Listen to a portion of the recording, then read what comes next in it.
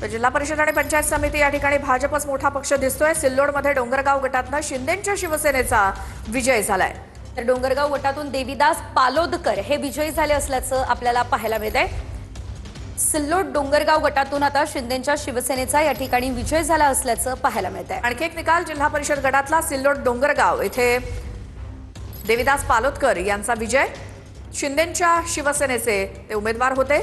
सिल्लोडमधल्या डोंगरगाव जिल्हा परिषदेमध्ये त्यांचा विजय झालाय। सिल्लोडमधली आकडेवारी बघूयात। भाजप 5 जागांवर आघाडीवर, शिवसेना देखील 5 जागांवर आघाडीवर असल्याचं पाहायला मिळतंय। मात्र महाविकास आघाडीला या ठिकाणी खातं उघडता आलेलं नाहीये। तीनही पक्ष सध्या शून्यावर असल्याचं पाहायला मिळतंय। मात्र सिल्लोडमध्ये भाजप आणि शिवसेना 5-5 जागांच्या आघाडीवरती आहेत। तर दुसरीकडे पैठणमधल्या बिडकीन गटातनं ठाकरेंच्या सेनेचे मनोज पेरे हे विजयी झालेत।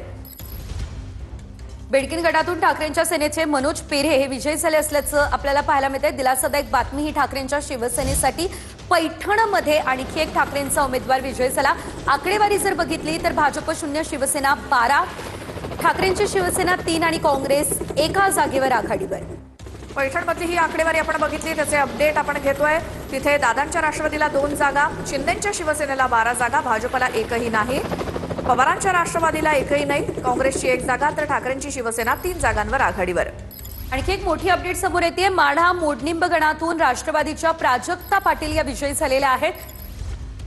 तर मोठी अपडेट माढाच्या मोडनिंब या गणातनं, पंचायत समिती गणातनं राष्ट्रवादीच्या प्राजक्ता पाटील या विजयी झालेल्या आहेत। मोडनिंब पंचायत समिती गट राष्ट्रवादीच्या प्राजक्ता पाटील विजयी।